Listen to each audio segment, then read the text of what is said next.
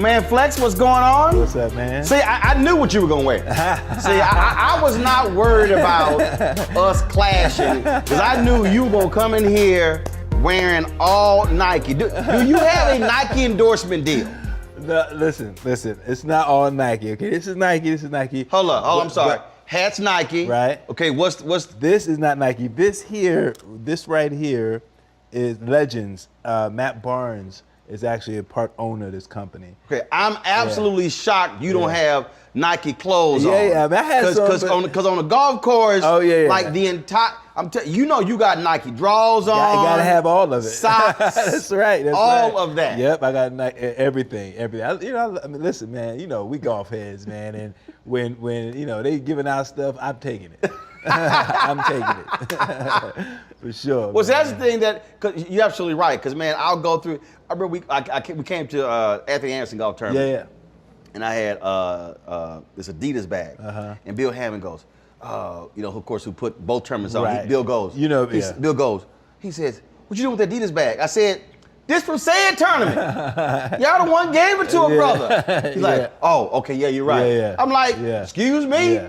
I said, "You gotta let me know." Yeah, I remember I used to wear a lot of Brand Jordan during one-on-one, and I mean, he used to give me tons of stuff. And I remember doing his tournament in the Bahamas, and Shanice and I were walking, and of course, I'm making sure I'm dripped down in Nike Brand Jordan, and she had on Nike and she had on Adidas. He looked at her, he was like, "Hey, Mom, you gonna have to take them damn Adidas off." He's serious about that. Right. He dead serious about it. Well, you said Brand Jordan. Yeah, she said, "Well, send something to me." Boom. Yeah. Did he send something? Yeah. Yeah. See? Yeah, they took care of us. Yeah. See, there you go. She like, "Look, you want me to wear shoes? Yeah. Drop them in the mail." Yeah, they took care of us big time. Yeah, See, man. I probably would wear Adidas on purpose. You know what? And I can see that. Just to have the confrontation, I can see it. Because first of all, I've never. He played in high top Adidas right. at UNC. Right. But he throws that in the back of his mind. See, my deal would be you the one getting the check, not me. True story. Because I've been giving all kinds of shoes. So my whole deal is, look, I ain't got a contract with nobody. Now, unless they're advertiser on my show, see, that's probably what I would say. I'll be like, "Mike, there you go. Call my sales team. Yeah. Y'all become a sponsor of my show. There you go. I'll be more than happy to wear your stuff." There you go. Yeah. Those times. Listen, I had times where they of course they cut back on everything, but you literally have a stipend. You have an amount that you could spend up to every year. And I loved it. I loved it. So you used it? Yes, I did. You used it? There was nothing left over to the next year at all. You like, it's $8 left. I'm using everything. Yeah, give me a glove. I know some socks. Yeah, I know something. I'm going to use that 8. Yeah, I'm going to leave y'all with like 50 cents. Yes, sir. That's right. That's right, man. How you get the name Flex? That came from my boy Stretch. That's ironic. Okay, hold up. Yeah. His name is Stretch. Yes. You flex. Yes. Both of y'all flexible? Yeah, I used to be. So we started going out to the hip hop clubs and everything, and I was all loose and limber and all that stuff. But I was trying to find a name. We were trying to make up names, and because y'all were dancers. Yes. This one time I said, okay, maybe if I put sand in my pocket and then put it on the floor, then I could slide and I could be Sandman, and that was terrible. But then. He was just like, checking out just how I move. And he was like, "Yo, why not just flex?" And I was like, there it is. And I've been flex ever since. Dancing is probably the most forgotten element of hip hop. Oh, man. Because there are clearly defined elements of hip hop. Yeah. I think it's being revisited now. Now, dancing is starting to get the props it deserves for being part of the culture, because you would see rappers, performers, they always had dancers. Right. I was part of an amazing dance team called the Mop Tops, and we choreographed, everybody. And then when I finished dancing, they went on, they choreographed Mariah Carey. I mean, just doing world tours, everything. Remember the Time, Michael Jackson. So dancing now, Play Martin from Kid and Play did a documentary called And I Danced, and it was highlighting all of the dances from that era, which was dope because we finally got to get the recognition. Because dancers now is different. They have a union, agents. We ain't have none of that. We were the agents, we were the union. Like when I was on tour with Salt and Pepper, we literally danced, we carried bags for extra money, and we did like kind of pseudo security. Like any way we could get an extra check, we was doing it. So it was different back then, and it didn't just come to us, man. We had to work. We worked hard. We worked very hard. Like choreographing an hour and some odd a stage show, videos that was separate, and you're going out there, you're dancing in combat boots. That's why all of us now, we get together and be like, man, how's your hip? They're like, how's your hip? Like we having different conversations now. Yeah. So it is definitely was a part of the culture. But I mean, that comes from who we are, man. The Renaissance era, the Nicholas brothers, all the stuff I look at that we were doing, they did. Right. You know, they did all of it, and I love it. Well, the thing that drives me crazy today, we talk about, first of all, everybody know I love dancing. Yeah. Oh, yes. I think we know that. Everyone knows no that. problem. I do not understand the concept of being at a party and just standing there drinking. Yeah, listen, when I first came to LA and I went out to a couple of clubs, I was out dancing and they're looking at me strange. And I'm like, what is the problem? And girls were like, guys don't dance out here. They don't. Everybody sits back. You like, well, I ain't from here. Yeah, I was like, well, I ain't from here. I'm about to get this floor. So I danced. Like, no matter what, I always, even now, if we were on doing tournaments and there's a dinner and a DJ and we danced. The year was it Jeffrey Osborne? Oh yeah. Myself, you, Chris Tucker, all of us. Like that's who we are. I'm telling you, I went to we went in Miami for American Black Film Festival. Mm-hmm. So a group of us went out, Jesse T. Usher, Erica Ash, Tiana Paris, the cats who in Survivor's Remorse and stars. And so, man, we go out, so we go to this place, club is packed, and DJ's in the booth, Kyrie Irving was in the booth with him. And I'm standing, and all of these, the dance floor is packed. Yeah. But they're all on the dance floor looking up at the DJ and Kyrie. And I was sitting there going, I said, first of all, I don't give a damn who the DJ is. Yeah. In fact, I don't even want to hear the DJ or see the DJ. Yeah. We get a dance. I said, y'all, I don't know what this whole thing, I don't get it. It's different. I can't, I don't drink. Yeah. But even if I did drink, I just don't get not moving. Yeah. I've always had this thing, and this was really in college. People say, man, how was the party? Are my clothes dry? Right, exactly. If my clothes were dry, the party was pure shit. It was shit. Yeah. And I'll be pissed when I got home. Like, what's wrong with you? Bullshit ass party. Yeah. I said, look at me. I said, clothes came the same. I said, as I walked out. Yep. But if I had to peel the clothes off, they were like, how was the party? Yeah. It was, I can remember parties where I had to peel the clothes off. Yeah. And they had to drive for 48 hours. Yeah. That's how sweated out they were. That's how I remember it, man. We would do the clubs in New York, all the clubs. You would hit 2-3 clubs a night and just dance all night. There was this one club called Choices that stayed open. It was 24 hours. You would leave there 4 in the morning, 5 in the morning. We go to get breakfast and you could come back and it was just, wow. It was one of the only ones like that. And we danced to the sweat till you hurting, right. Like I miss that, man. That was probably one of the greatest times of my life. Because we were broke, we just out there got enough to get to the club, whatever, got enough to get breakfast for $2.25, special, but we danced everything away. Right.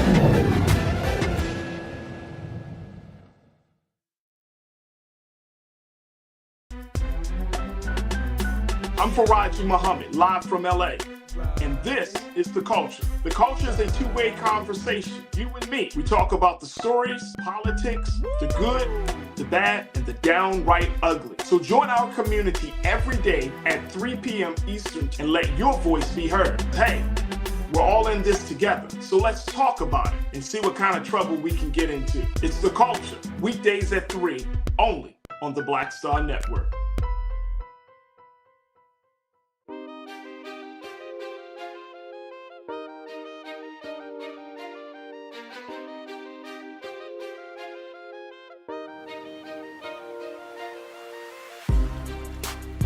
Did you see the documentary on Studio 54?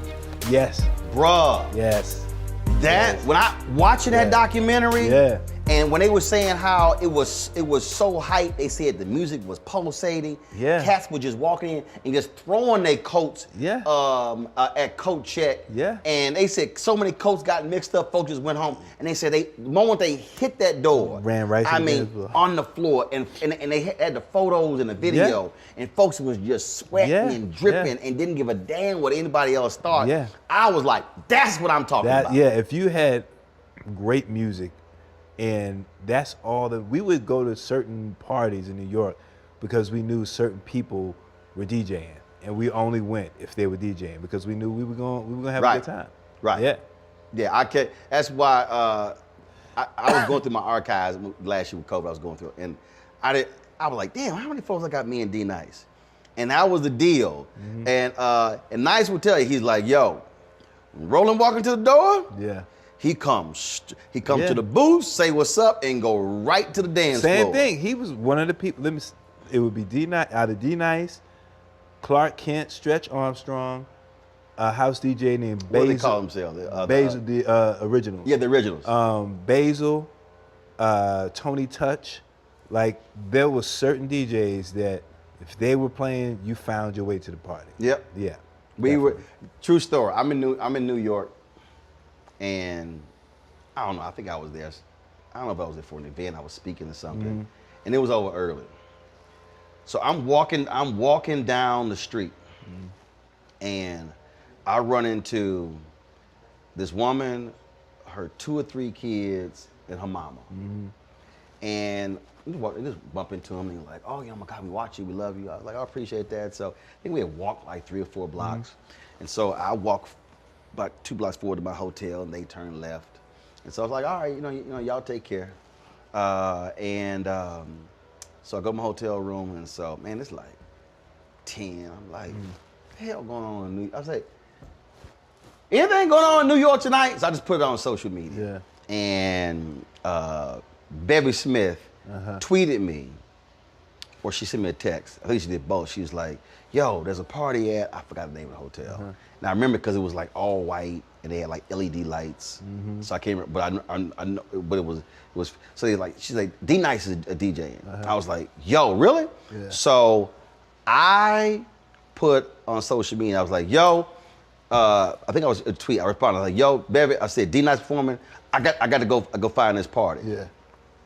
The sister who I bumped into, she was like, I've been with my mama and these kids. She said, my husband left early. She said, I want to dance too. Yeah. I was like, all right, Yeah. meet me at this party. Yeah, yeah. And so, dude, she showed up. Wow. Man, because first of all, I danced with everybody. I danced the whole floor. Dance, come and find out, she was a dancer growing up. Oh, wow. And she was like, man, I'm so glad I ran into you. I was like, and it was just straight up. I was like, That's yo, dope. D Nice performing. I'm like, don't worry about it. We getting in. Yeah. Don't worry about it. Yeah. I said, I see you on the dance floor. That's dope. That's straight up what happened. That's man, dope. it was hilarious. Yeah, that's dope, man. That's how we did it, man. We could be on a train, see somebody, meet somebody, and say, hey, we're going to this spot, and you just go and let's roll. Yep, let's roll. See, I can't. It's like when you roll. See, that's my deal. When you roll with folk, and it's like, look, we here to have fun. We ain't dealing with no drama. Right. None of that sort of stuff. Right. But the key that you said is certain DJs. Yes. What absolutely drives me crazy are the DJs who DJ for them. Yeah. And my whole deal is, bruh, if the dance floor is damn near empty, change the music. Yes. Yeah. Yeah, no, that's true. That's true. Oh, that kills me. Kills me too. Because you sitting there like, okay, you're gonna play something that's gonna get this Yeah, thing yeah, funky. yeah. And we see you sitting here like, Yeah. all right, Doc, what you gonna, and then they'll hop around, and then it's the guys who are hardcore hip hop, and you look in the artists, you're like, dude, these are grown people.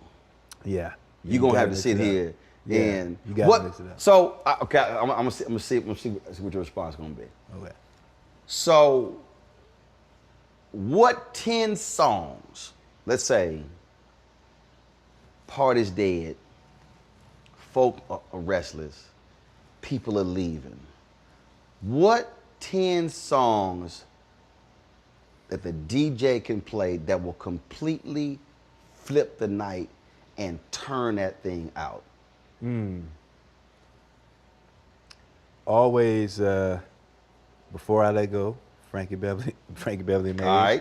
Right. Always. That's on the list. I think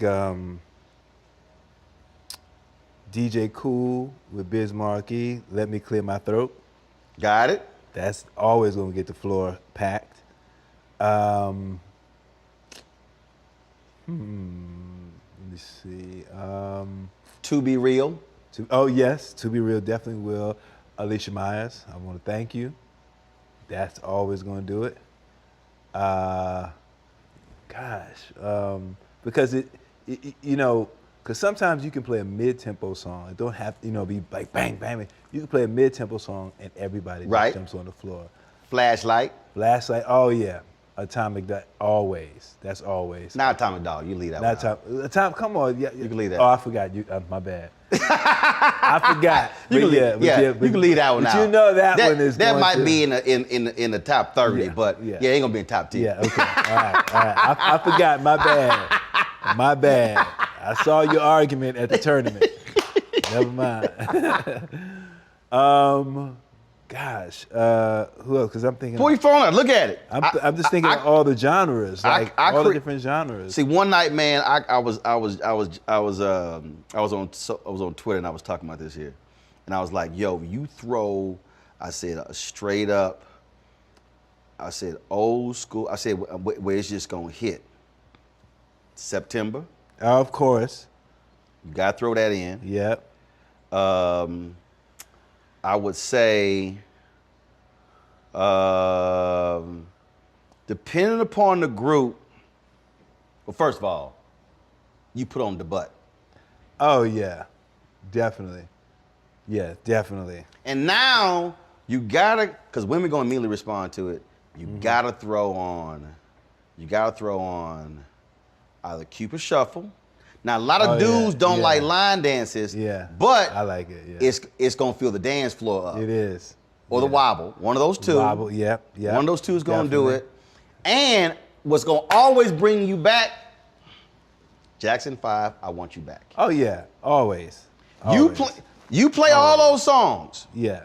That party is going to completely change. Oh yeah, definitely. And then from that point on, you can play whatever. Yeah. It's on. Yeah, it's so many, because you can throw in a 90s hip hop joint. You can throw in the Fugees, Lauryn Hill's album. You could throw in Poison. Poison, BBD. always. We were at the Capitol Jazz Festival. They brought us on stage because they bring somebody on stage every show when they put on Poison, and I lost my natural mind. When that breakdown hit, I was like, and Cayman Kelly from Heart and Soul, he wanted to do a routine. I said, man, I ain't doing no routine. This is Poison. This is the breakdown. We Jeffrey Osborne golf tournament.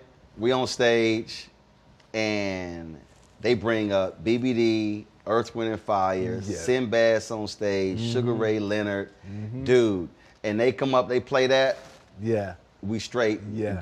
We just straight. Say it's on stage. It was crazy. Yeah. That song is gonna always, no matter what, that song hits. Everybody's getting on the dance floor. Everybody. That's gonna do it. That New Edition too. What? Absolutely. When Hypnotized by Biggie hits. Man. Them first. Soon as come on, you like. Hot, sicker than your average. Papa Twist cabbage. The joint's about to go. Woo, man. It's about to go. And it's so crazy because I was there that night, that terrible night, and I just remember seeing how happy he just had this piece on him. Really? I went over, sitting with Puff, Stevie J, him, they were all there, and I'm like, what up, man? He's like, yo, you doing your thing. I see you doing your thing. It was just, he had this piece on him. You know what I mean? Just like, man, I did it. And that song always, when I hear that song, I go back to that night. Wow. Yeah, I go back to that night. It's crazy. You gotta throw in a Prince jam. Oh yeah. Which one? Kiss. Gotta throw in Kiss. It doesn't get played to me a lot, but in that moment, if you trying to go there, boom, you put on Let's Go Crazy. Let's Go Crazy. That's true. That's true. You got to put on Sheila E. The glamorous. Oh, hell yeah. You have to put on. Oh, you hit that. The drums. Yes. When that sucker, just the and then intro. You come after that, then you blend that in with Climax meeting in the ladies' room. Okay. Yes, sir. All right. That right there, boy. And then you can follow it up, Brownstone or Jeanne. Ooh, see, Jeanne. Uh-huh. See, Jeanne. I would go Jeanne into Groove Theory. And then I'm gonna come back with Chubb Rock, Just the Two of Us. And then I'm gonna go Neo. What's his song? Oh my gosh, I forget the song. One in a Million. All right. And then after One in a Million, I'm gonna bring that in with Truth Hurts. Then I'm gonna come back with Luther Bad Boy. That's a bad song. And then right there, then I'm gonna blend that in there with Sylvia. Gosh, what's the name of the song? Hey baby, let me. Pillow Talk. Pillow Talk, boy. That's. Then I'm coming right back with Got to Give It Up by Marvin Gaye. Oh yes, got to give. Oh yeah, definitely. Yeah. Then I'm gonna come in right out there. I'll bring in McFadden and Whitehead. Ain't no stopping us now. And then I'm gonna return with As by Stevie Wonder. Oh yeah, that's you know one of my favorite Stevie Wonder songs is Saturn. Okay. That's one of my favorite songs. I mean, it wouldn't be right in that setting, but that's one of my favorite songs. Okay, then we're gonna go from there. Then we're gonna go to Teddy P. I don't love you anymore. Okay. I don't love you anymore. And then I'm gonna hit you right back with OJ's I Love Music. Oh man, I love music. I love the OJ's. Okay, then we're gonna go from the OJ's I Love Music, and then I'll bring in Dancing Machine, Jackson 5. And then I'm gonna come right back with ch ch ch ch bum bum bum bum bum bum bum yeah. bum bum. Love and happiness. Coming right back with that one. And then I'm gonna stay right in that groove. I'm gonna stay right there with that Al Green, and I'm gonna go into what is the name of the song? Why do I forget? It sounds like oh God, Love and Happiness. Do you know the one? It sounds. They played it in. Was it Menace to Society? They played it in a couple of movies. Oh my gosh, why can't I remember it? I tell you, boy, these 50s ain't no joke. I had it right here. It was right there. Oh, it's gonna come to you. It's gonna come to me. And then after that, I'm hitting with Lady Marmalade. Oh, Lady Marmalade. My wife actually redid that. Her, Deborah Cox, Shantae Moore, and Kelly Price. Oh, really? Okay. Yeah, got to download that joint. All right. Lady Marmalade, okay. And then I'm gonna come in with the Emotions, Best of My Love. And then I'm gonna hit you back with Confunction Fun. Okay, all right. And then I'm gonna come in there with Switch. Okay. Or yeah, you go the Switch. Yeah. With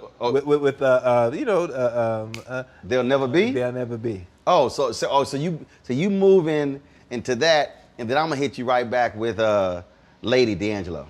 Okay, that's it. Okay, all right. And then go into Bilal, Sister, Soul Sister. You must be my soul. And then I'm gonna hit you and shut it down with a door. By Prince. Okay. The women gonna love that one. Oh yeah, they love that one. Guys, so many, man. I can go on and on and on. This could be a music show. Just talk about music. Y'all can talk about music all day long. See, that's the thing. Again, it's just. See, for me, it's a throwback to growing up. Mm-hmm. Where our family got together. Yeah. And you said it earlier. Look, you ain't had no money. Yeah. Cats weren't always trying to go somewhere, right. Trying to go out. Right. And it's just everybody at the house.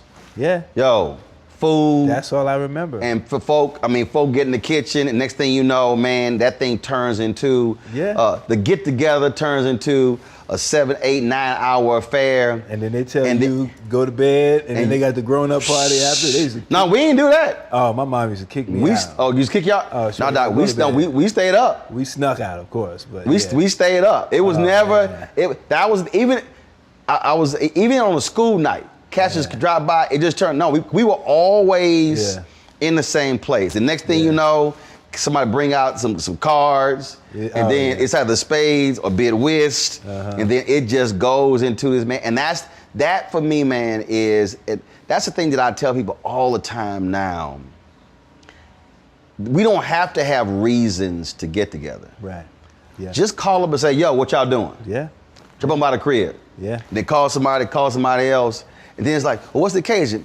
Ain't none. Just getting together. Just get together. Yeah. Yeah. I mean, that drives me crazy miss those days. when people just think that, oh, so what, it's my birthday? No. Yeah. I threw a party when I was in D.C. And I put it on. I was like, this is a ain't no damn reason party. Yeah. Yeah. And people were literally like, so what do we bring? Nothing. Yeah. Just come. Then they said, well, I got kids. Bring your damn kids. Yeah. I said, I got a pool. Everybody good. And they were so shocked. I said, y'all don't understand. I grew up, and it wasn't, you didn't drop your kids off. No. We were all there. Yeah. And it didn't matter. Yeah, it didn't matter, Mom. We all had small ass houses. Yeah. Nobody was tripping. Yeah. It was just, hey, everybody in here, we gonna make it work. And we did this in the projects, in the 2-bedroom apartment. It was packed. Moms would cook plates. Her and my grandmother, she sell plates. My mom, deep. She starts hitting me with a lot of this stuff now. The kind of life she lived. She was like, yeah, we were watching American Gangster. She said, I used to work for Nicky Barnes. I'm like, what? yeah. She was a little courier girl, like, blew my mind. So those were the kind of people that were around. I just didn't know. I was just like, oh, we got grown-ups. And then she'll call me out sometimes, like, okay, do that dance. And you out there dancing, they give you $1, 50 cents, take that money right in the room. But that's what I think about, man. That's what the song that reminds me of my childhood growing up is Zoom, Commodores. I think about that song all the time. It just reminds me of South Bronx, the summers, girls outside, double dutch with pickles. The dudes playing stickball or tag. See, we had the peppermint in the pickle. That's what the girls would do, yeah. The peppermint, I remember that. Or when you got fancy, you had the peppermint stick in the lemon. I ain't do that one. So that must be a Southern thing. Yeah, that's Southern. Yeah, Southern thing. Yeah, but we took the now laters on the radiator and let them make them soft and take them off.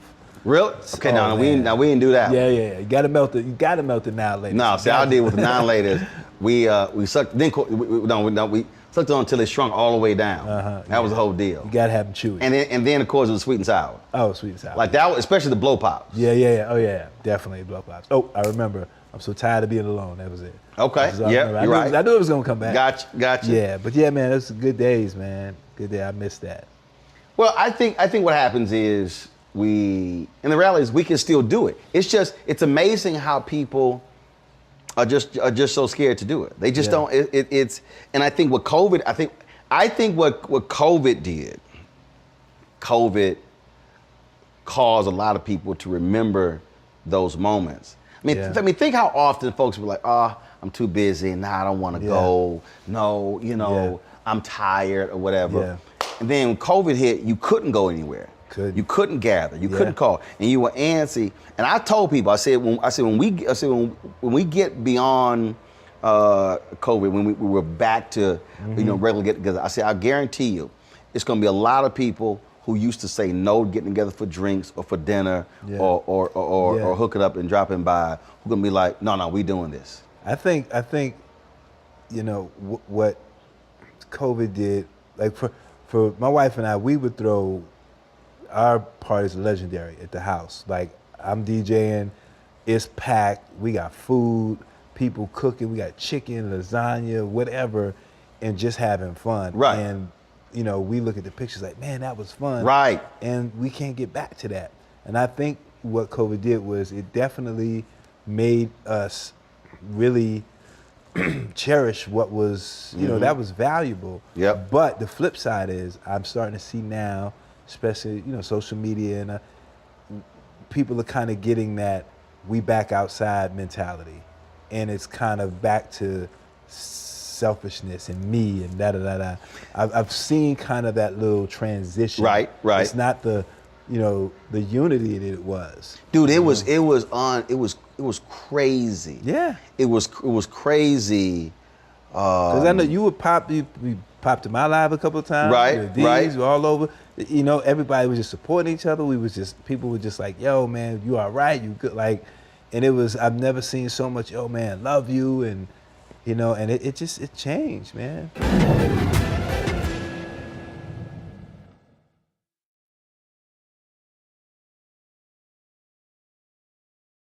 Pull up a chair, take your seat. The Black Tape with me, Dr. Greg Carr, here on the Black Star Network. Every week, we'll take a deeper dive into the world we're living in.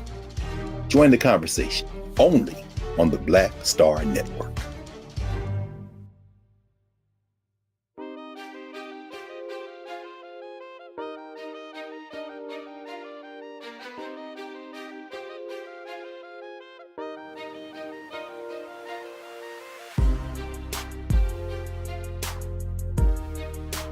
And I remember I was on Nice's Live with someone else, and I said, y'all, I said, 2 or 3 years from now, we're gonna be pining for this. Because it was, what was crazy about it was that schedules didn't matter. We weren't hopping on planes at 8 o'clock in the morning. There weren't other things that we were doing. Your status didn't matter? The status didn't matter. It didn't matter how much money. Your ass was at home. Home. You were at home on Instagram and Facebook and Twitter like the rest of us. Yeah. And but it absolutely was communal. It was. It really was. And it was just the back and forth and the commenting and all this sort of stuff. And it was straight. And it wasn't, oh, you only have X number of people who are on your live. No, it was just, it was just in this moment. And I mean, I just, so many times. You say that, not to cut you off, but you say that it's funny because there were people, you know, come on my live, obviously, you know, the blue check people, I call them, you know, see my joint isn't, you know, I don't have thousands of that. And I'm like, I'm not doing it for that. You know what I mean? And then they pop in and then they just pop right out. You know, somebody else will see them and go, oh, hey, such and such, and they pop right out. I'm just like, it don't matter. I started doing, it was so funny when somebody was like, oh man, you know, oh, you trying to be a DJ? I was like, well, first of all, anybody who knows me knows I love music. Yeah. I said, so this ain't, definitely. I said, this ain't got nothing to do. I said, you sit golf cart, you gonna hear me. Yeah.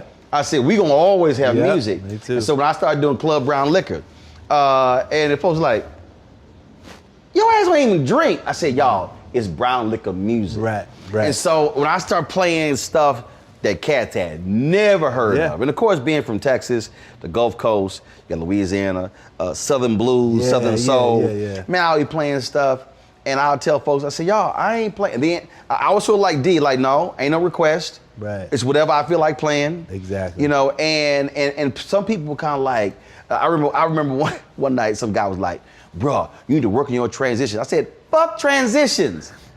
I said, man, this ain't my job.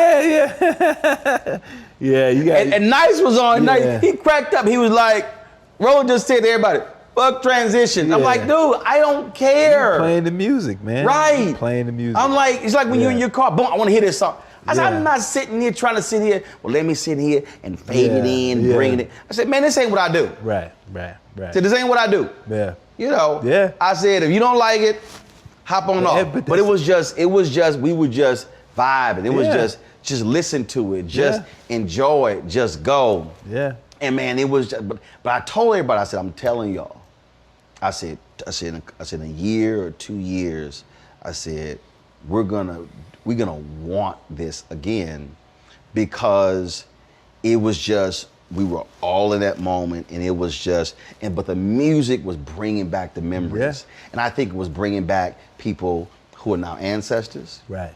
It was people who we grew up with. Yeah. Those moments in time. Yeah. Oh man, I forgot about that song. Yeah. You know, and that's the thing. Yeah. That's the thing. You're right. And I miss that. I just, I just slowly see it getting back to, we good now. You know what I mean? The travel, the schedule. I mean, I've said absolutely. I did it with my family. We lost my mom's oldest sister. She passed, 81. Then we lost a cousin who was 50. Wow. And we were on this group chat, and I said, we should not be getting together only at funerals. Right. Now, mind you, I grew up in a huge family where we got together every Sunday, like at my grandparents' house, every Sunday. Yeah. It's 50, 60 people every Sunday. I remember those days. And so I said, and then they were like, so there's this annual service for the founders of our Catholic church we grew up in. And I was like, it was in March. I said, mind you, this is like May. I said, why in the hell are we waiting until March? Yeah.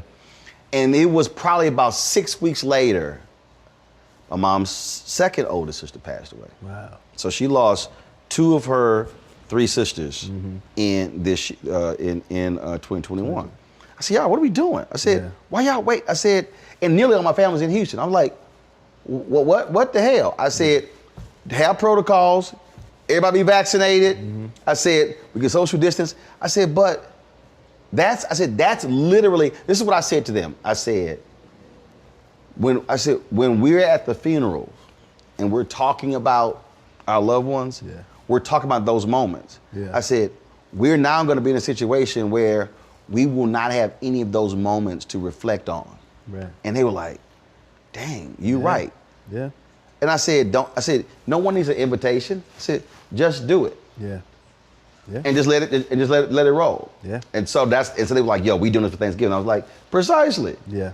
You know, I said, everybody got their own individual families, but I said, we can have our larger group family. And it's just forcing people to get out where it's just them and their life and realize that communal gathering, fellowship is so important. It is. Just to sit here and just kick it, just to hang, just to chat. You know, what you're up to. Yeah. And it's not, I need something. It's not, I'm in trouble. It's not, pray for me because I'm in a hospital. No, it's just hanging. Just hanging. Yeah. Yeah. See, that's one thing the golf. That's what people realize of the golf tournament. It's sort of like we got our own black golfing tour. Yeah. When you sort of, and it's just that's what it is. Yeah. Yeah. And what it does for us, man, you see people you haven't seen, and it's a great thing. And I think for your mental health, it's super important because we don't talk about that enough. Yep. You know, I deal with a mother who is diagnosed mild schizophrenic, so I know how important that is. You got to talk about it. You got to get out. You have to see the sun. You see your friends. You see, hey man, what's up? Man? How you doing? Love you, brother. Whatever, man. Seeing Dr. J and seeing Sterling Sharp and all these guys, man. We see all the time. It's I don't take that for granted anymore. Right. Anymore. Right. Well, in fact, like this year, last 2 or 3 years, Eric Dicker was like, man, you got to play in my tournament. And it was like, all right. And so I always do George, I always do Sid, do Anthony. And I was like, Bet was going to be there. And here's the other thing that, and it's really happened in a lot more in the last 2 years. I mean, really since COVID. And look, you all think about it. You think about, because I'm 53 on Sunday, November 14th. And as you, again, losing 2 aunts, 181, 180. And you think about your parents, my parents, dad's 74, mom is 73, end of November. And you think about your own mortality. And you think about things that we pass up. You think about, yeah, that cost this, but no, I don't really want to. But then it was like, I passed the moment up. And it's been a number of things where it's kind of like, yeah, I'm doing that. Yeah.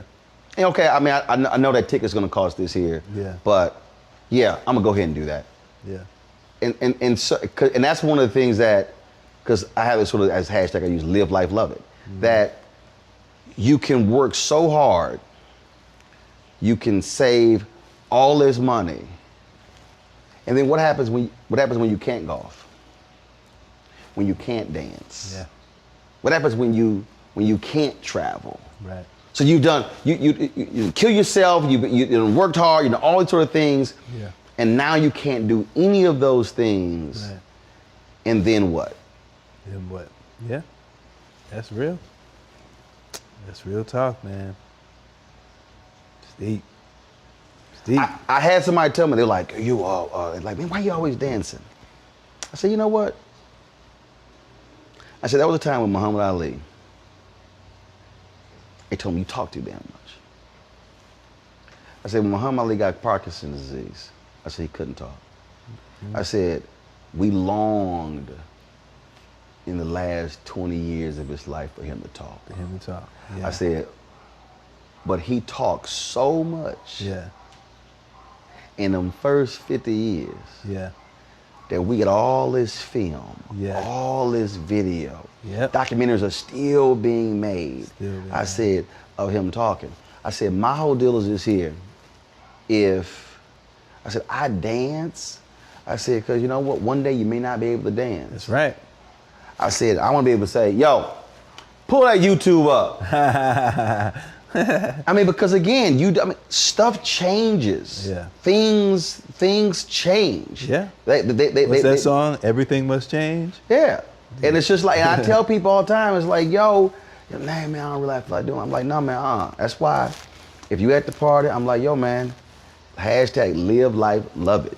Yeah. Enjoy this sucker. You have to, man. Go to it. We have to. And I've seen it. I've seen where a week later, someone's life is completely altered Yeah. and changed. Next Yeah. day, sort of same thing.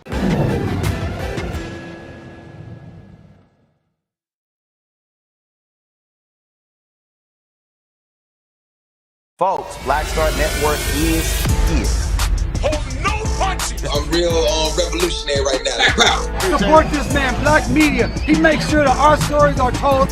Thank you for being the voice of Black America, Roland. Stay black. I love y'all. All momentum we have now, we have to keep this going. The video looks phenomenal. See, this difference between Black Star Network and Black-owned media and something like CNN. You can't be Black-owned media and be scared. It's time to be smart. Bring your eyeballs home.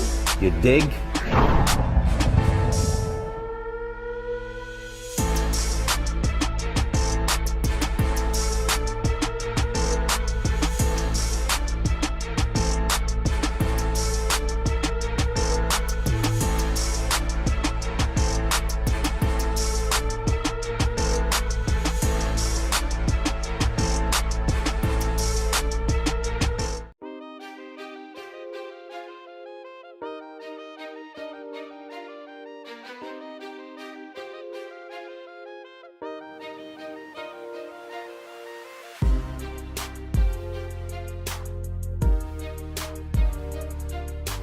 You talked about that once, about being in this entertainment space. It may have been on the reality show y'all did, where you talked about financial issues, Yeah.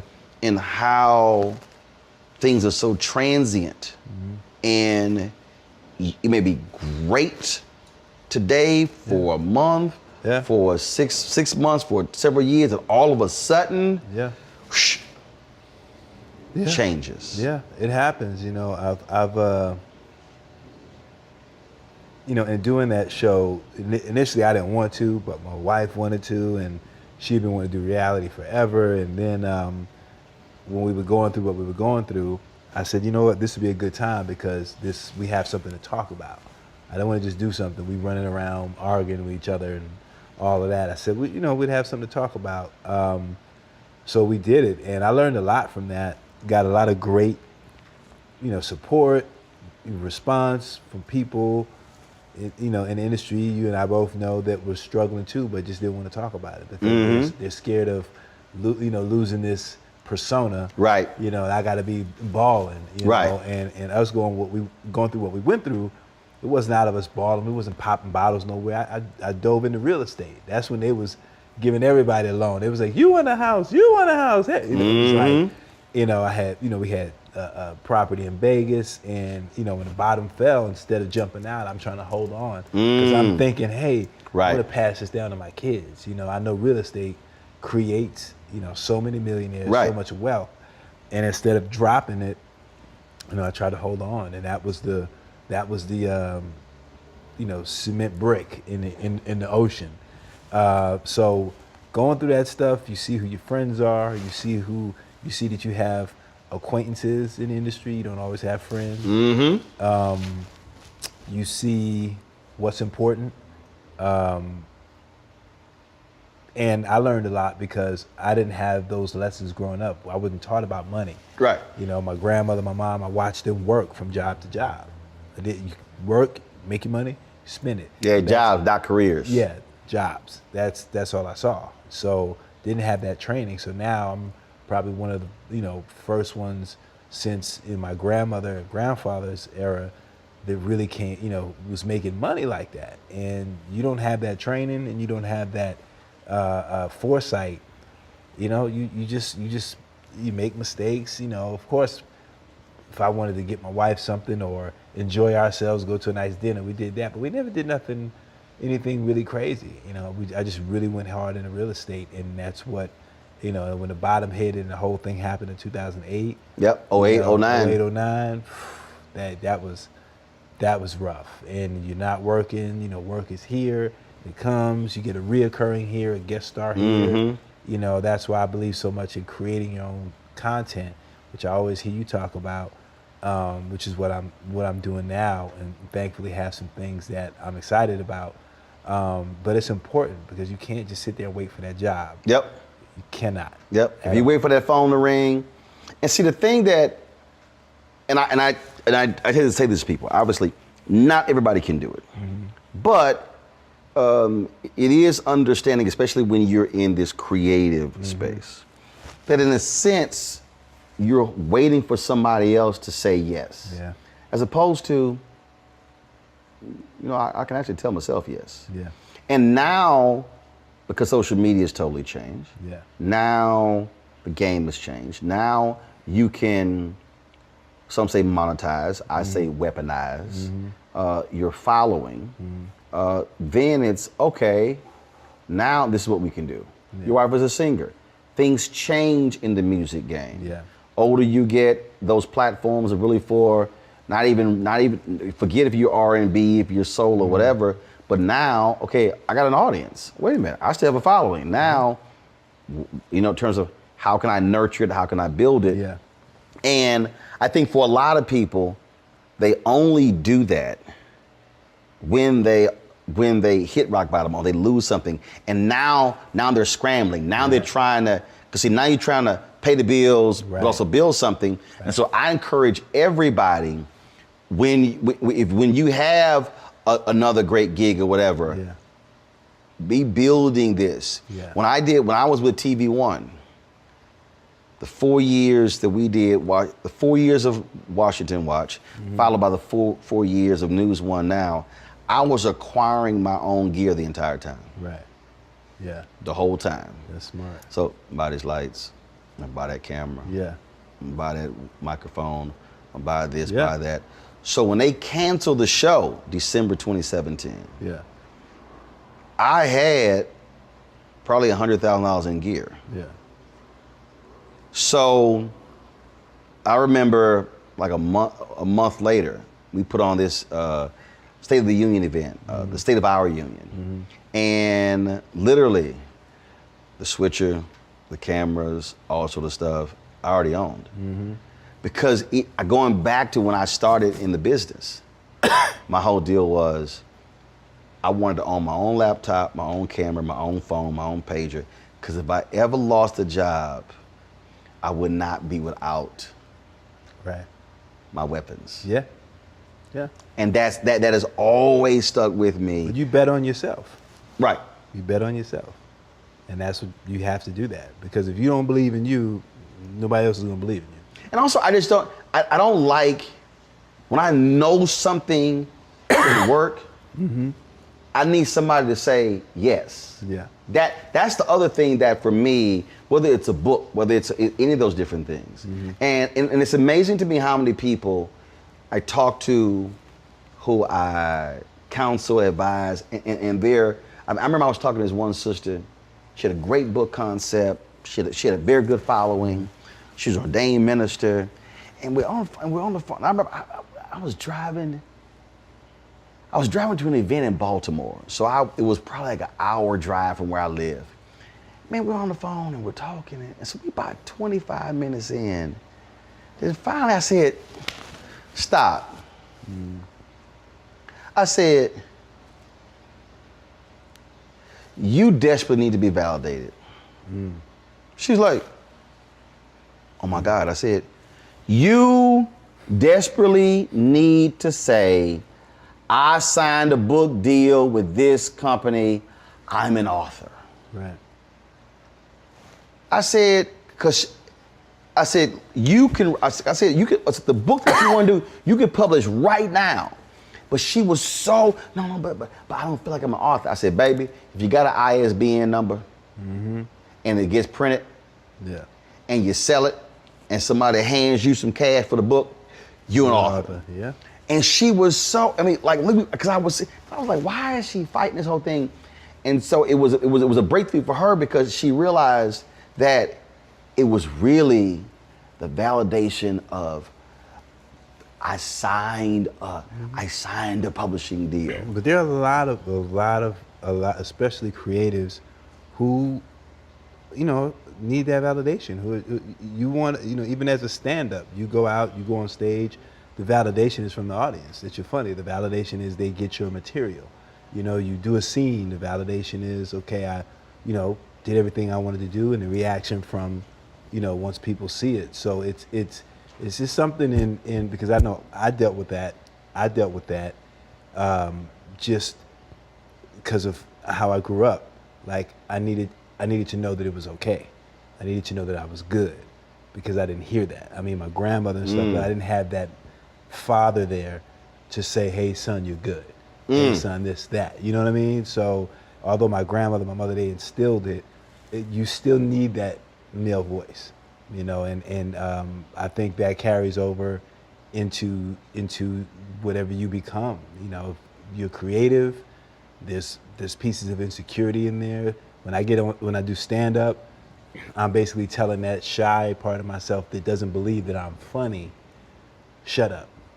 Then I get off stage and then I'm back to that guy. It's a weird dichotomy, but it's yeah, because that is when I think back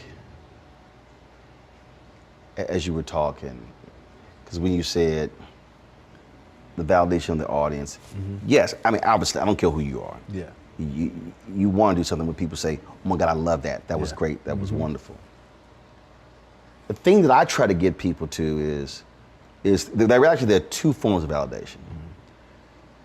The second validation is that is I'm on stage and they're laughing, I'm funny. But the first one is the person has to say yes to put me on stage. Yeah.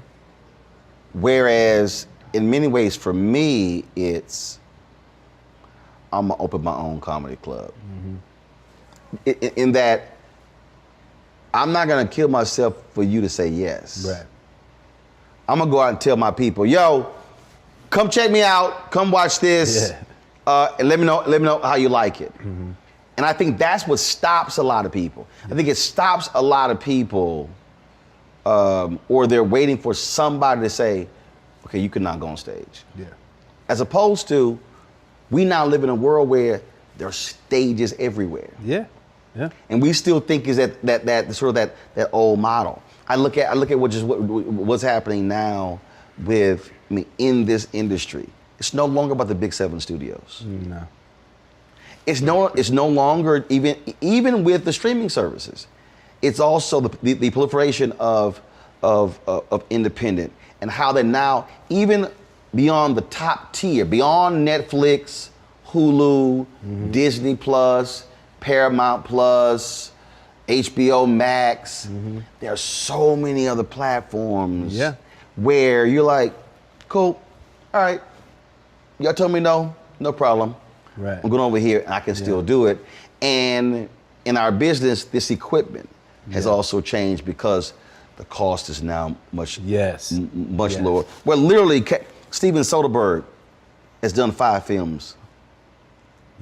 With this. Yeah, it's changed. But it's getting the person to believe they can actually do it. Right. That's a good point. That's the piece right there. Yeah, that is. That's the piece right there. That is. And I'm seeing that with stand-up specials. A lot of people, a lot of comedians I know, they're taking the power in their own hands. They go, I'm gonna take some money, get some equipment, I'm gonna shoot it myself. And then they go sell it. I've seen probably 3 or 4 do that. And that's inspiring. That's like, okay, it's not like back in the day you had to wait for HBO to come or this one to come. Do the deal, production company, distribution. It's gonna cost a couple hundred, $250,000 to bring in the camera, all those different things along those lines. Now, man. Or they're coming out to tell you, and if you're funny, or they're saying, oh yeah, well don't do this joke, and then you might want to stay away from this. Like you can go be yourself and sell yourself.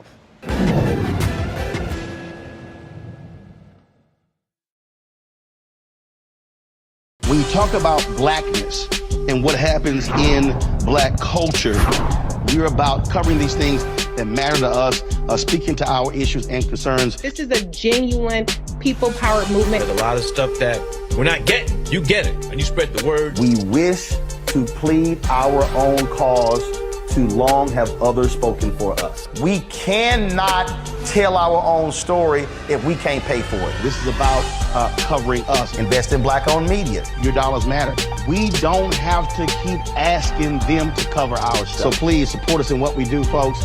We want to hit 2,000 people, $50 this month, raise $100,000. We're behind 100,000, so we want to hit that. Y'all money makes this possible.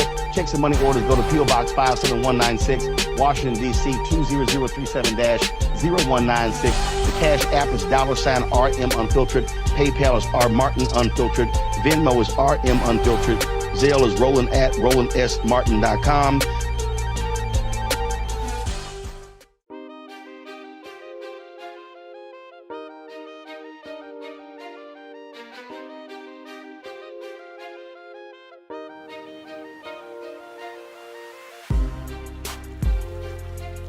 I was a comedian, Country Wayne. Oh yeah, I love Country Wayne, man. So, and again, because of what we do, I'm when I'm watching something, I'm watching it and I'm laughing, but I'm also looking at how it was shot. I'm looking at the audio. I'm looking at, I'm like, okay, how did they do that? Or how did they get that shot? Yeah. Okay, what piece of equipment was that? And I was looking at it, I was laughing at one of his videos on Instagram, and routinely he's getting 400,000 and 500,000 views on his videos. Yeah.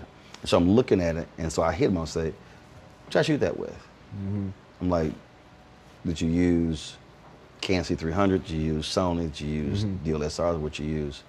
He was like, "No, iPhone." I was kind of like, then I'm listening to the audio. I'm like, okay. Well, that's great audio. I was like, were you boom mic? Were you using? And again, because because the thing is, I'm watching it and I'm looking at how it was shot. I'm looking at the fluidity, I'm looking at the movement or whatever. Because when you're in those situations, look, you use what you got. It's sort of like my grandfather. When we went to my grandparents' house, they had 8 kids, who had 42 kids. Wow. They can make a pot of gumbo. And you're gonna have some chicken and sausage in your bowl. Now you may not have individually 3 pieces of chicken and 5 pieces of sausage in your bowl, but you're gonna have it in your bowl. Everybody gonna have some chicken and sausage in the bowl. Yeah. He knew how to take 2 chickens and feed all them people in a big pot of gumbo. And it's figuring out what's at your disposal to make it work. Right. Yeah, I like that. What's at your disposal to make it work? So you mentioned the content, what are you building? What are you doing? For me, creating 2 shows, one which my good buddy Chris Spencer's EP on, and I'm working on, putting my stand-up special together. I've never had a stand-up special all these years, starting stand-up in '89, I started. And I made the mistake of, once I got my show, I stopped because I didn't want to travel. I tried to do a show. I took my daughter, my wife, we went, and it was just a lot. And I was like, So I was like, do I really want to be gone from Thursday to Sunday? And I'm like, well, I'm making the money, so I don't really need to go. But that was a pivotal time. And I remember Kevin Hart telling me that. He's like, man, what you doing, man? You got to stay on stage. And I was like, well, I'm making money. I ain't got, I'm young, thinking like, I'm good. And he was absolutely right. What show did you have at the time? This was one-on-one. Got during it. that time. So you're doing one-on-one, going great. Yeah. You making money. You like. I'm like, I don't need to leave. I don't need to leave from Wednesday, Thursday to Sunday. I didn't want to do that. It was just like, I'm gonna stay here, or I didn't want to finish work Friday, fly out, go do a gig Saturday, Sunday. I was like, I don't have to do that. And I lost a little bit of that hunger that I had in New York, where I would hit all the clubs, running around. I'd be sometimes me and Chappelle, or me and this one or that one. We'd go to the Comedy Cellar at 1 a.m, and I mean, that was our life, and we loved it. You do 2 shows in Manhattan, go to Brooklyn, leave Brooklyn, go to Queens, go to Jersey, and I got complacent. You got comfortable. I was like, I got this money, I'm good. I don't need to go chase that, because that money wasn't at the same level that I was making, but what I was missing was that training. Yes. Was that.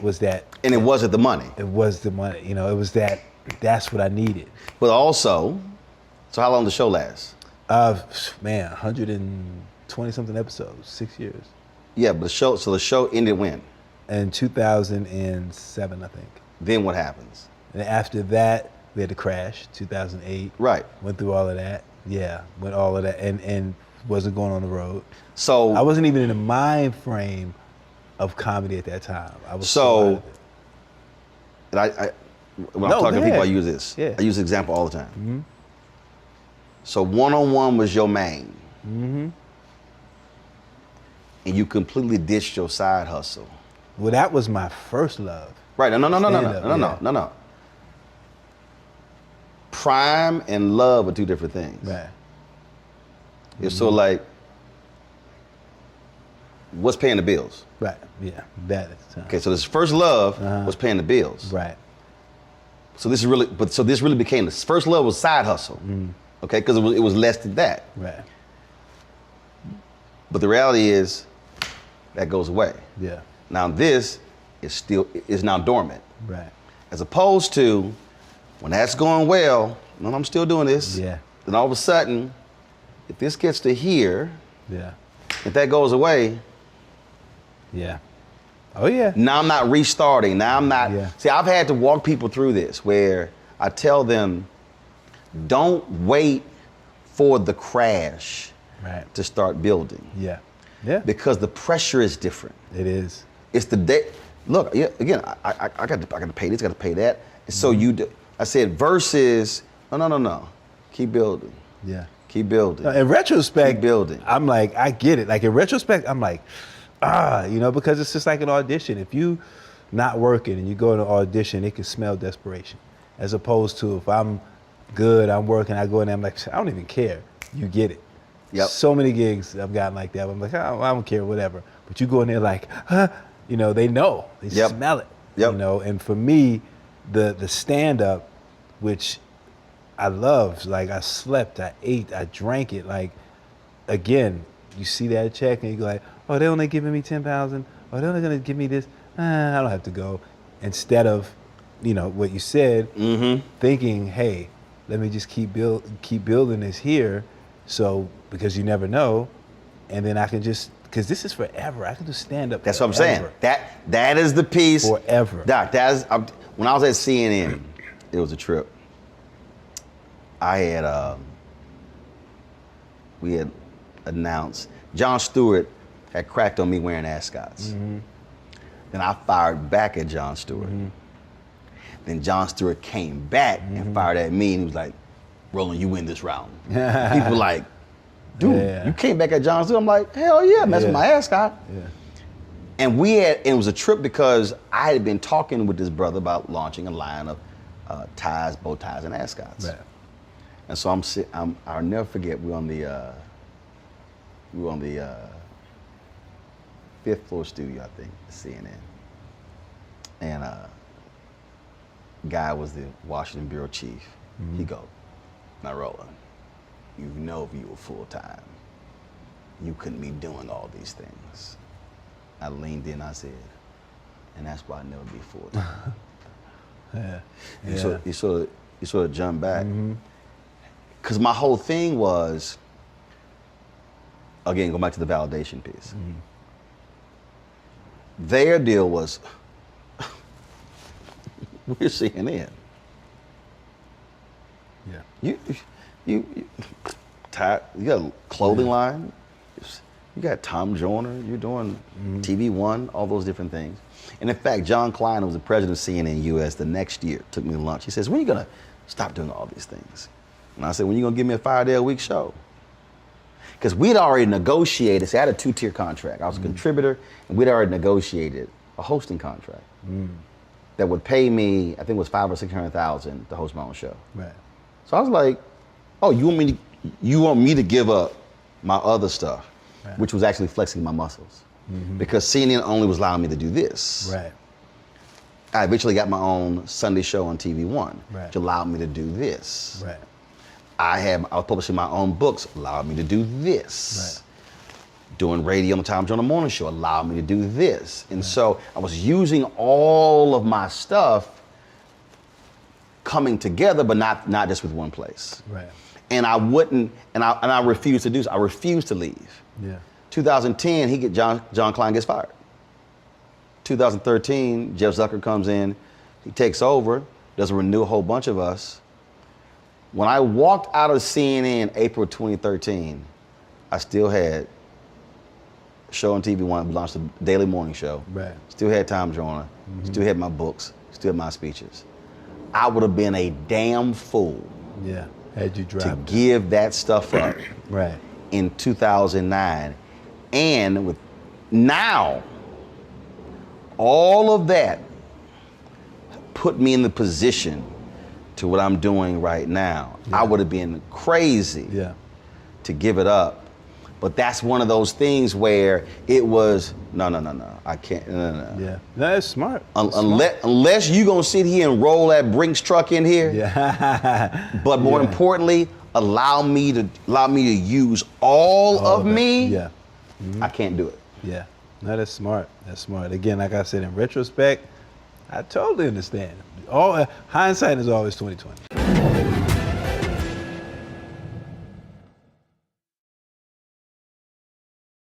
Hatred on the streets, a horrific scene, a white nationalist rally that descended into deadly violence.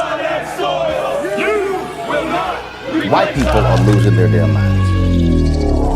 As an angry pro-Trump mob storms the U.S. Capitol, we've seen shootings. We're about to see the rise of what I call white minority resistance. We have seen white folks in this country who simply cannot tolerate black folks voting. I think what we're seeing is the inevitable result of violent denial. This is part of American history. Every time that people of color have made progress, whether real or symbolic, there has been what Carol Anderson at Emory University calls white rage as a backlash. This is the rise of the Proud Boys and the Boogaloo Boys. America, there's going to be more of this. Here's all the Proud Boys, guys. This country is getting increasingly racist in its behaviors and its attitudes because of the fear of white people. The fear that they're taking our jobs, they're taking our resources, they're taking our women. This is white fear.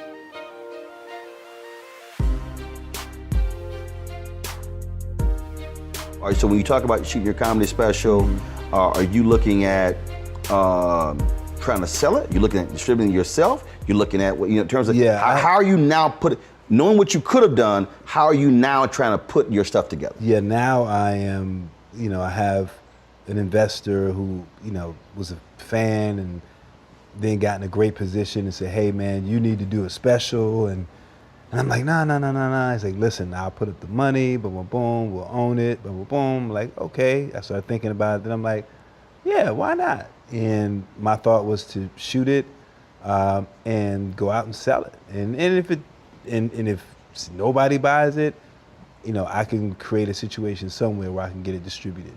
Right. And just do it that way. My thing is not so much being caught in that, it is just doing it, because pushing myself past that, I can't do it, I should. Let me tell you something, I used to talk myself out of a lot of things, because I had, people in my ears, you ain't really that funny, it's just as funny than you, or you only getting over because this, that, and that. And a lot of that stuff used to eat away at me, when I was younger, and I was just like, man, am I funny? Maybe I'm not funny. Oh, again, it goes to the validation thing. It goes to that, having that voice in your ear. But, I got well past that, because I'm just at a place now in life that, I don't care, what people say. I'm like, whatever. Listen, I did the Michael Jackson movie, so you can't care what nobody's saying me to do that. And I did it pre-social media. Right. So now I get nice little gifts on my timeline. They're like, man, what the hell was you thinking about? And then my picture with my pasty face. I said, hey, they paid me very well. And how many people get to say they portrayed Michael Jackson? I mean, oh gosh, so terrible. But yeah, how many people can say that? Did y'all ever cross paths? I met Michael a couple of times, but this was before. Obviously did the movie. He had the stuff going on then, the trial and all that. Right. I hadn't seen him in a while, but met him twice. Met LaToya and the brothers and stuff. Jackie used to live out by us, and they were they were cool. Like LaToya was like, oh, it was really great. Jermaine was like, he loved it. And listen, it started out. I get a call.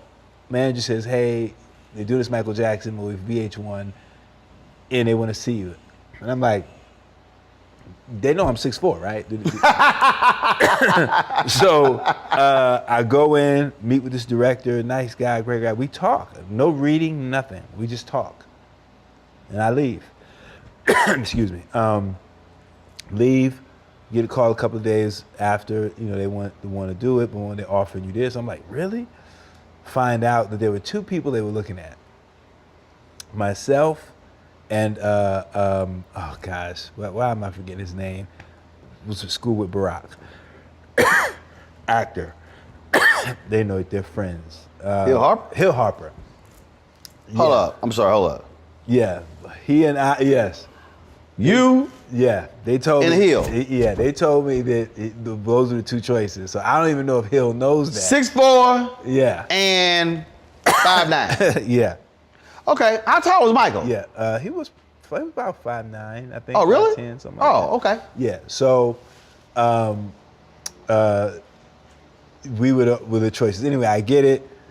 We go to shoot it in Canada, and just from then, I was just like, no, we need to get somebody to come up, from the States to do the makeup, because I just knew, when they started airbrushing me, I knew I was in trouble. They wanted to put a nose on me, a prosthetic. I was like, no, yeah. And the hook was, we got all the music. You're gonna be doing these great performances with the real music, and then we the fourth quarter in, and come to the trailer. Yeah, so Flex, about the music. Legal, wasn't able to get it cleared. I'm like, but y'all told me that from the beginning. So it really took it down. I think had it had the real music, it may have helped. But right. Yeah, but that came at a time that was, I finished the show and I was thankful, man. My thing is I just love working. Right. I just love working. Like whatever. We all have jobs that we probably look back and go, man, I did that, but it's work. Yep. And work begets work. and I just love to work. That's it. Is there, you've been in the business a long time. Yeah. Music, movies, videos, we can go down the whole line. Is there somebody, music or film, whatever, that you really want to do something with? You really want to. Oh my God, Denzel. Denzel is for me, he's the epitome. You know, I mean, I met Denzel playing ball at the Hollywood Y. We had these historic runs at the Hollywood Y. Chris Spencer, gosh, anybody you could think of, Jerome from the time, like anybody you could think of would come down there and hard-nosed run. I mean, brothers is fighting and I mean everything. That's where Ron Shelton got the majority of the people for White Men Can't Jump by coming down to the Y. And I remember this one day, we're playing, Denzel's out there. I'm excited. I'm like, yo, Denzel's out. I get the ball. I'm on a fast break. I'm going, and I see him coming to try to play defense. And I'm like, he must not know, like, I can get up pretty high. And I take off, boom! And he caught me like this. He just had, it was just sack all in the face. He was just like, so then everybody's like, oh. So then my brother is there. My brother Todd is there, and he's talking. He's like, my brother's like super loud. He's like, oh, you got dunk on, oh, Denzel. And Denzel said, man, where's my wallet so I can crush this fool? Like, I said, man, you didn't have to go there, dude. You didn't have to go there. But where's my wallet so I can crush this fool? But he was so cool, man. Took a picture, and then he was like, hey, I got this new restaurant. Him and Brad, it's called Georgia's. It was a new thing, and man, we went, and from then on, man, anytime I saw him, he was always cool. Like, he would be somebody that I would definitely want to work with, just because of, you know, who he is to us, man. To me, he's everything, man. You didn't ask him? You didn't say, man, let's do something. At that time, I didn't. At that time, I was so still enamored, and I wasn't even thinking about, you know, dramatic stuff or any others. At that time, I was doing sitcoms, so I was kind of in. So when the last time you saw him? Judge Mathis's house. That was, man, that was maybe 12 years ago, something like that. And I had done a commercial, and I remember getting teased on social media for doing a commercial. Like, why are you doing a commercial? Ah, man, you can't get no work there. I'm like, do you understand how much that commercial paid me? Right.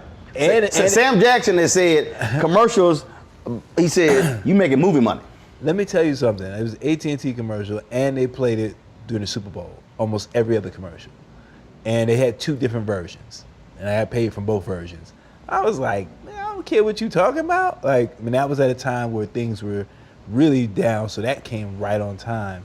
So I saw him at Judge Mathis's house. As soon as I walked in, he was like, hey, I saw you in that commercial. And that was the last time I saw him. We just, you know, talked. And I, again, didn't think about, hey, man, I want to work with you, whatever. Denzel's one of those guys, it's like, if you say, I want to work with you, he'd be like, well, work on your craft. Yep. You know, work on your craft. You know, if, you know, you get to that point, then, yeah, I'll see you. He ain't going to be like, hey, come on. So that's what I did, you know, that whole time, just working on. So here's what we're going to do. We're going to make a video.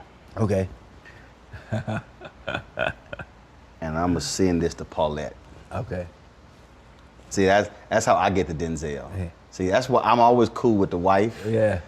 I'm cool with. I understand. And then if it's an actress, I'm cool with the husband. Right. I always get to him. Paulette is a sweetheart. All right, Denzel and Paulette. So I'm sitting there interviewing Flex. I said, who you want to work with? He said Denzel. Denzel, he said he dunked on you once. Y'all used to hoop. So we're gonna send this to him right now. Go ahead. What's up, D? Man, I'm sorry about the dunk in Hollywood Y. I'm so sorry about that. You probably don't even remember that. But yeah, man, you are definitely the pinnacle for me, and definitely want to work with you, man. So you know, keep me in mind. All right. So I told him, I said, we're gonna make this video. I'm gonna send it to you. I don't know what happened. I did my part, and so I said I'm gonna forward it on. Paulette, you next to sit down on the couch now. You next for the next interview. You know we've been talking about it, so we're gonna make that happen. We're gonna send that right now, and let's see what happens. Let's see what happens. Now it's so funny because I interviewed Trevor Jackson and he said the same thing, and I sent it to her, and she was like, I'll pass it on. I'll pass it on. See, I tell everybody. I'm sure she gets that all the time. I'm sure she gets that all the time. Of course. People, I'm sure, man. That just, yeah, man. That dude is just, man. He's a pinnacle. Well, my man, good to chat with you. I appreciate you, man. You know, chopping it up. I appreciate having a good time. Yes, sir. See, yes, so now next time I come out to LA, we gonna have to throw a Flex and Roland. It don't matter, get together. Because normally I used to do this all the time. I would do dinner parties. Oh yeah. I would come here, and it was totally text message. It wasn't no invitations. Right. Wasn't no. It was like, yo, we just come as you are. We just it was get together. Man, we had a potluck one time. Yeah. And it was about 60, 70 people. Folks brought food. That's Dude, awesome. It was crazy. That's dope. So that's dope. Yeah, I'm thinking. We're gonna be, I think, in a new phase with COVID. So we're gonna have to do that thing. We come back, and so you could be rocking the DJ. And you know where I'm gonna be. Oh yeah, I already on the floor know. sweating. And I won't play Atomic Dog. All right, baby. All right, I appreciate it. Appreciate you, man. Appreciate you. I don't know what